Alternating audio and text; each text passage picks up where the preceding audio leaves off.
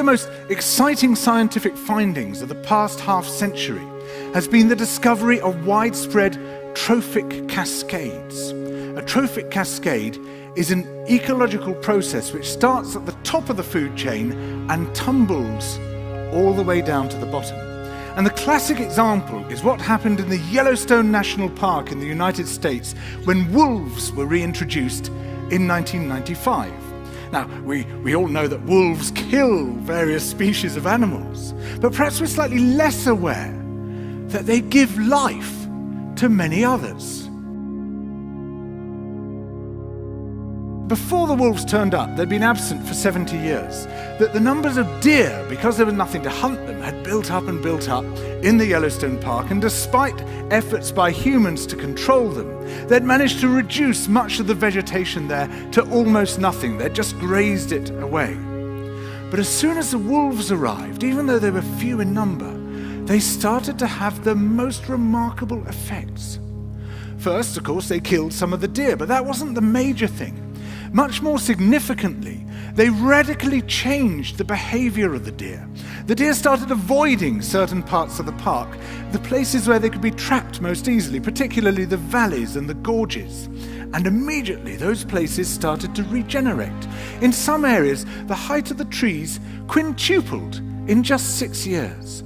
Bare valley sides quickly became forests of aspen and willow and cottonwood. And as soon as that happened, the birds started moving in. The number of songbirds, of migratory birds, started to increase greatly.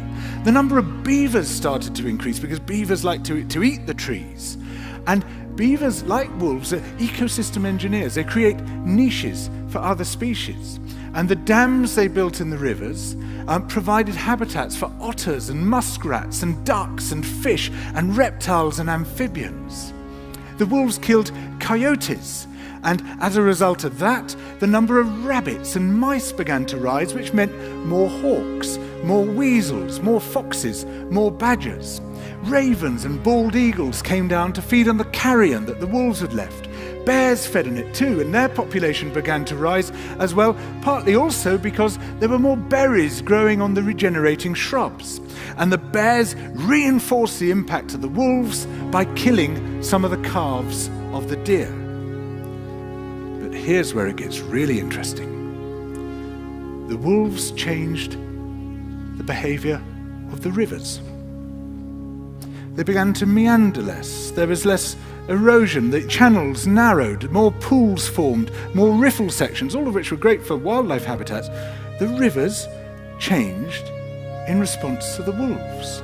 And the reason was that the regenerating forests stabilized the banks so that they collapsed less often, so that the rivers became more fixed in their course. Similarly, by driving the deer out of some places and the vegetation recovering on the valley sides, there was less soil erosion because the vegetation stabilized that as well. So the wolves, small in number, transformed not just the ecosystem of the Yellowstone National Park, this huge area of land, but also its physical geography.